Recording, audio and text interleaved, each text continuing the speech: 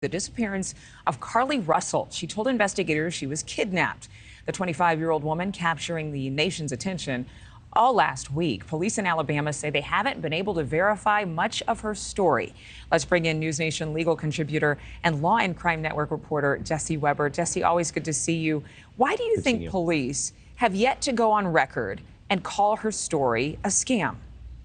Because they're still trying to understand it. It is so bizarre what happened here. And they're still trying to understand what was the framework of this. Maybe there was a mental health episode. Remember, they haven't come out specifically and said that she lied.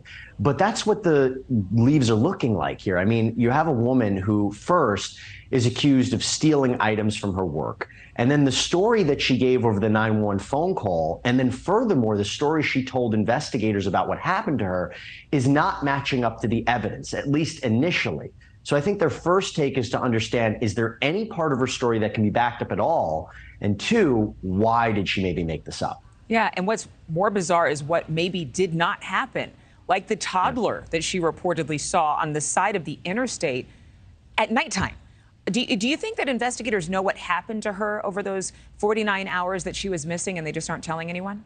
Well, the problem is she left a lot of her personal items in that car, so it could be tough to track her. But remember, we're in an area where there's surveillance footage, there are eyewitnesses.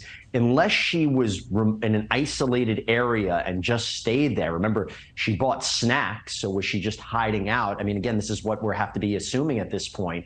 They may know more than they're leading on, but we have to remember, providing false information to police over that 911 phone call or providing false information to them in her subsequent interview, that's a crime. That's providing false information. That's a misdemeanor in Alabama, on top of stealing the items from her place of business. That's petty theft. It could be a fourth-degree theft, a misdemeanor. So they're probably weighing whether or not to bring charges at this point. So police say that Russell, she Google searched some strange things, things that you would not think are appropriate to Google before you go missing for a couple of days, or at least it makes it look fishy. She Googled, do you have to pay for an Amber Alert? She Googled the movie Taken.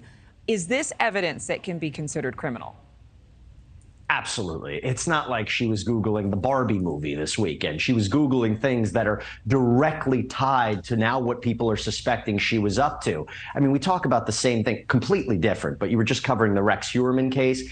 His alleged Google searches are going to play pivotal in his case. So what people look up right before they allegedly commit a crime, we see it time and again. It leaves a fingerprint and kind of a thought of what they're thinking and what they might be planning. So of course they're looking into that and saying, what was she up to and what was her mental health? She was evaluated at a hospital. I imagine there was some sort of mental evaluation too, because they considered her to be a kidnapping victim, but maybe it wasn't matching up to what they've seen in the past. Well, I'm glad you brought that up, because my thought was, even with the Google searches, let's just say police find evidence that she had some sort of mental or drug-induced episode, and that led her to doing things that make absolutely no sense, and claiming she was kidnapped, but that wasn't true. Could she still be charged with a crime?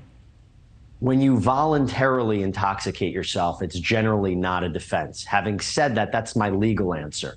From a political, practical answer, I don't see a situation right here where they're immediately going to bring charges. I think this could be an episode where they may want to just make sure she gets the help that she needs. And they may say, you know what, this is not a case. She shouldn't have obviously lied to police, again, allegedly provided false information, stolen anything from work. But they may be more concerned about her well-being at this point and weighing what's the best option for her in the pursuit of justice, because this is a case that has now captured the nation's attention, and everybody's going to look at them for what they do next. Yeah, and also troubling to think about what she's going through now, that her name is everywhere, and that people are judging her, and that she's being heavily criticized as being a scammer, when we still don't know what police's final answer is, but still a lot of negative press that most 20-something-year-olds wouldn't handle well. Yeah, and it's troubling because, again, this takes away from the people who really report crimes, again, if assuming this isn't true. And it's just a stain on that, because not only does it take resources away, but in a country where maybe we don't focus the right attention on certain victims, this obviously puts a stain on it. Thank you for watching. Go to newsnationnow.com to find News Nation on your television provider. And don't forget to click the red subscribe button below to get more of News Nation's fact-driven, unbiased coverage.